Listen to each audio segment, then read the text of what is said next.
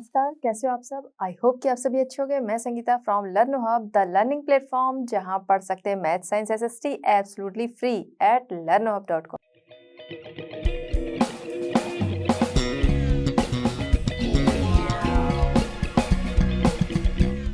बच्चों, आज हम डिस्कस करेंगे NCERT solutions for class 7। Topic हमारा है वाटर, क्वेश्चन नंबर 1 to 4।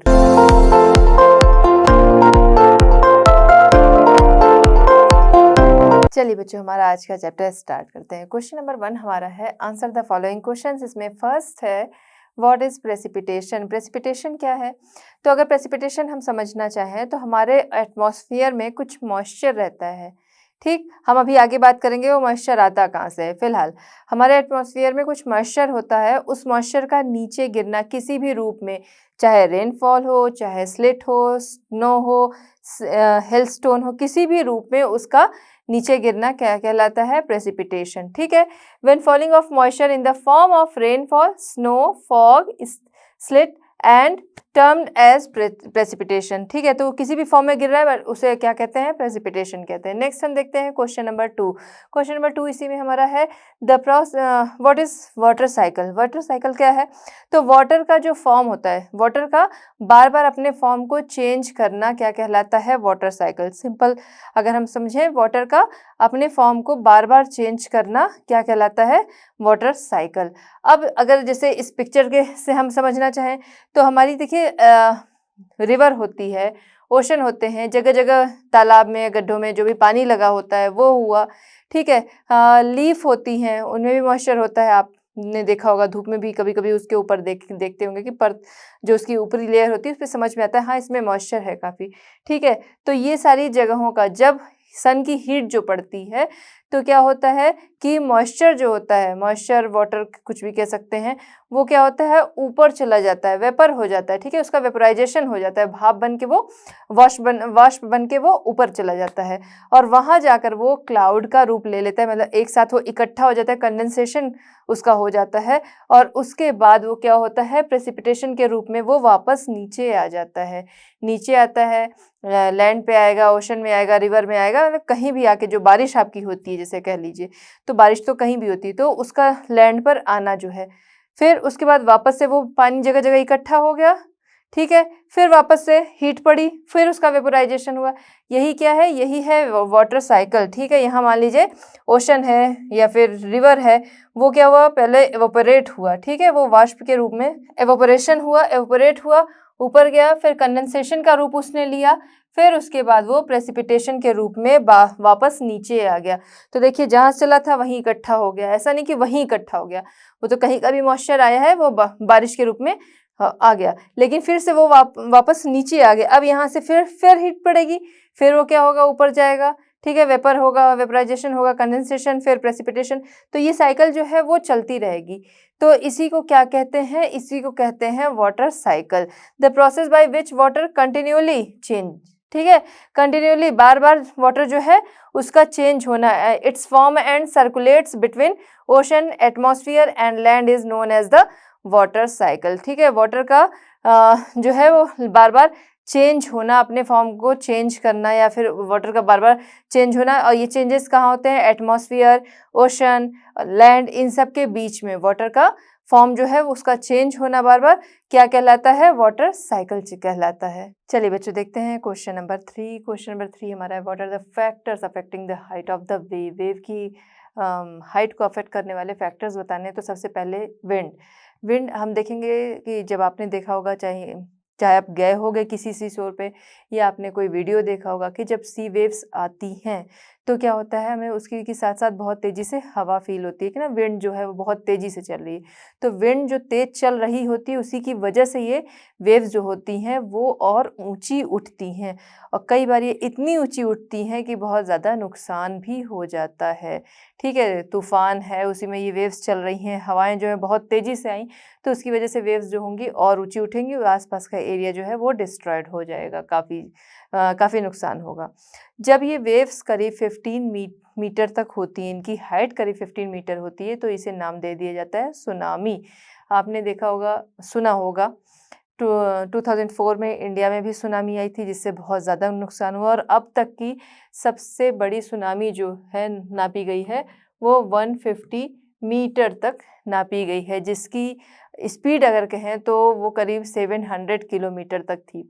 तो ये वेव्स जो होती हैं जब ये इतनी ऊंची उठती हैं तो इसे सुनामी नाम देते हैं। 15 मीटर या उससे ऊपर जो होती हैं उसे सुनामी नाम देते हैं, जिससे काफ़ी नुकसान भी होता है। इसके अलावा क्या होगा, इसके अलावा अर्थक्वेक, वो भी इनकी हाइट को अफेक्ट करेगा।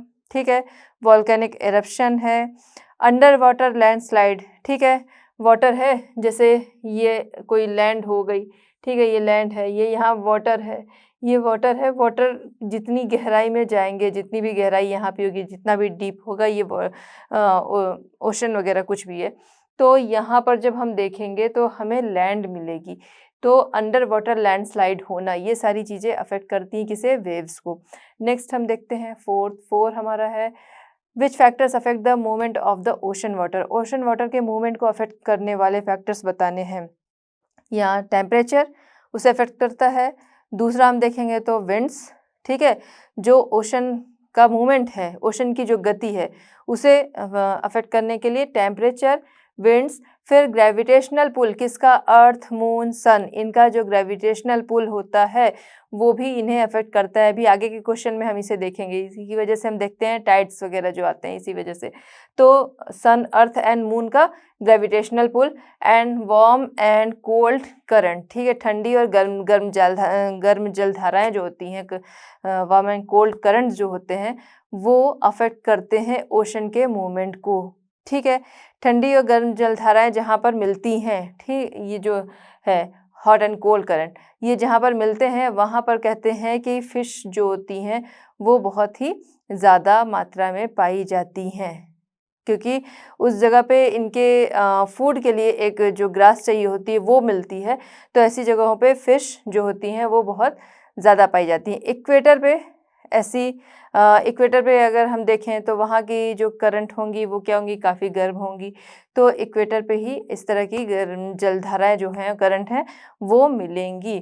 ठीक है, तो फैक्टर्स हमने देख लिया, temperature, winds, gravitational pull of the sun, earth and moon, warm and cold currents et cetera, ये सारी चीज़ें क्या करती हैं, ओशन के मूवमेंट को अफेक्ट करती हैं। चलिए बच्चों देखते हैं क्वेश्चन नंबर 1 का फिफ्थ क्वेश्चन यहाँ पर है, what are tides and how are they caused. ठीक है, टाइड्स क्या होते हैं और वो क्यों बनते हैं। तो टाइड्स क्या होते हैं पहले हम ये समझेंगे।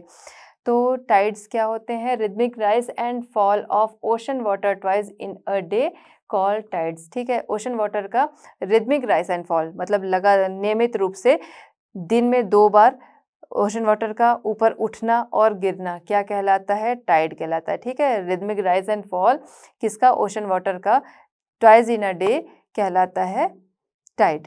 अब ये टाइड बनते क्यों हैं, अगर इस पे आते हैं तो ये टाइड्स इसलिए बनते हैं, अर्थ सरफेस पे ग्रेविटेशनल पुल किसका, सन एंड मून का, अर्थ सरफेस पर सन एंड मून का ग्रेविटेशनल पुल जो होता है उसकी वजह से टाइड्स बनते हैं। अब अगर हम इसको पिक्चर से समझना चाहें तो ये हमारी अर्थ हो गई, मून हो गया, सन हो गया। ठीक है, डिस्टेंस देखेंगे तो मून जो है वो अर्थ के ज़्यादा करीब है, मून अपने ऑर्बिट में अर्थ के अराउंड घूम रहा होता है। ठीक है, इतनी चीज़ें आपको क्लियर है। अर्थ मून एंड सन है, ठीक, अपने ऑर्बिट में घूम रहा है। एक पोजीशन ऐसी आती है कि जब ये तीनों एक दूसरे के सामने होते हैं। ठीक है, जब ये तीनों एक सीध में होते हैं। मून है, मून यहाँ से चल रहा है, अब जैसे मून यहाँ पर है, यहाँ से ग्रेविटेशनल फोर्स जब लग रहा है तो क्या हो रहा है, इस समय में जो बनते हैं उसे हम नीप टाइड कहते हैं। ठीक, अब ये मून जो है अर्थ के अराउंड घूम रहा है, जब वो इस पोजीशन पे आएगा, इस पोजीशन पे आ गया यानी ये तीनों एक सीध में आ गए जैसा कि यहाँ पिक्चर में, तो इसे हम कहते हैं स्प्रिंग टाइड। इस समय में जो टाइड्स होते हैं वो बहुत ही हाई होते हैं, बहुत हाई टाइड्स इस टाइम में आते हैं। फिर क्या होता है, ये फिर से मून जो है अब घूमते हुए यहाँ पहुँचेगा, जब वो यहाँ पहुँचेगा तो फिर से नीप टाइड हो जाएगा। ठीक है, इस समय के जो टाइड्स होते हैं वो उतने ऊंचे नहीं होते हैं। ठीक, फिर उसके बाद ये घूम के फिर वापस इस जगह पहुंचा। अब इस पोजीशन में भी क्या है, ये तीनों एक दूसरे के सामने हैं, आमने सामने हैं, तो इस टाइम में भी क्या बनते हैं, स्प्रिंग टाइड्स बनते हैं। ठीक है, रीज़न हमने जान लिया कि किस वजह से, सन एंड मून का अर्थ सरफेस पे ग्रेविटेशनल पुल जो होता है उसकी वजह से टाइड्स बनते हैं। अब ये टाइड्स जो हैं, नीप टाइड कब बनते हैं, स्प्रिंग टाइड कब बनते हैं, ये हमने जान लिया। स्प्रिंग टाइड अमावस्या एंड पूर्णिमा के दिन बनते हैं, जब new moon and full moon, new moon जब अमावस्या होती है, फुल मून जब पूर्णिमा होती है, इस टाइम में होता है हमारा फुल मून, ठीक है। तो उस टाइम में क्या बनते हैं, स्प्रिंग टाइड्स बनते हैं। नेक्स्ट हम आते हैं व्हाट आर ओशन करंट्स। और ओशन करंट्स क्या होते हैं, तो ओशन करंट्स ओशन सरफेस पे डेफिनेट डायरेक्शन में वाटर स्ट्रीम का बहना क्या कहलाता है, ओशन करंट्स कहलाता है, ठीक है। Ocean currents are streams of water flowing constantly on the ocean surface in definite direction. Definite direction में ओशन सरफेस पे डेफिनेट डायरेक्शन में कॉन्स्टेंटली लगातार वाटर स्ट्रीम का बहना, जल की धाराओं का बहना क्या कहलाता है, ओशन करंट कहलाता है। और ये ओशन करंट जो होती हैं वो ठंडी और गर्म दोनों तरह की होती हैं। जहाँ पर ये दोनों मिलती हैं, ठंडी और गर्म जलधाराएं, या फिर कह सकते हैं कोल्ड एंड हॉट जो ओशन करंट होती हैं, वो जहाँ पर मिलती हैं तो उस जगह पर क्या होता है, उस जगह पर फिश कहते हैं बहुत ज़्यादा पाई जाती हैं, ठीक है। कुछ गर्म जलधाराएं होती हैं, ओशन करंट होती हैं, और कुछ ठंडी ओशन करंट होती हैं। जहाँ पर ये मिलती हैं वहाँ पर फिशेस जो होती हैं वो बहुत ज़्यादा पाई जाती है, क्योंकि उनका एक फूड जो होता है प्लैंकटन, वो वहाँ पर पाया जाता है, ठीक है। तो ये हमने समझ लिया कि ओशन करंट क्या है। चलिए बच्चों, अब हम देखते हैं क्वेश्चन नंबर 2। क्वेश्चन नंबर 2 हमारा है गिव रीजंस। इसमें फर्स्ट है ocean water is salty. Ocean water salty होता है, क्यों? तो ओशन वाटर इसलिए सॉल्टी होता है क्योंकि उसमें काफ़ी मात्रा में सॉल्ट डिजॉल्व रहता है, इस वजह से ये सॉल्टी होता है। और इसमें मैक्सिमम जो मात्रा होती है वो जो हम खाने में यूज़ करते हैं, सोडियम क्लोराइड, उसी की होती है, ठीक है। अब यहाँ पे सॉल्ट जो इसमें डिजॉल्व है वो आता कहाँ से है? बारिश के साथ आता है? नहीं, बारिश के साथ नहीं आता, ना कोई उसे ट्रक से लाके वहाँ डालता है। वो जो रॉक्स होती हैं, बारिश का पानी है, या नदियाँ जो चट्टानों को काटते हुए आती हैं, ठीक है, तो उसके साथ वो रॉक्स जो होती हैं, चट्टानें, वो टूट टूट कर आती हैं। तो उसमें जो सॉल्ट होता है वो जब चट्टानें आती हैं पानी के साथ, वो उसमें डिज़ोल्व हो जाता है। इसीलिए ओशन वाटर जो होता है वो क्या होता है, वो सॉल्टी होता है, क्योंकि वो चट्टानें जो होती हैं उसमें जो सोडियम क्लोराइड जो सॉल्ट है वो पानी में आता है और वो वहाँ पर डिज़ोल्व हो जाता है। इसीलिए ओशन वाटर क्या होता है, सॉल्टी होता है, ठीक। नेक्स्ट हम देखते हैं the quality of water is deterioration. तो वाटर की क्वालिटी जो है वो गिरती जा रही है, या फिर उसका ह्रास हो रहा है, या डेटेरिएशन उसका हो रहा है, क्यों हो रहा है?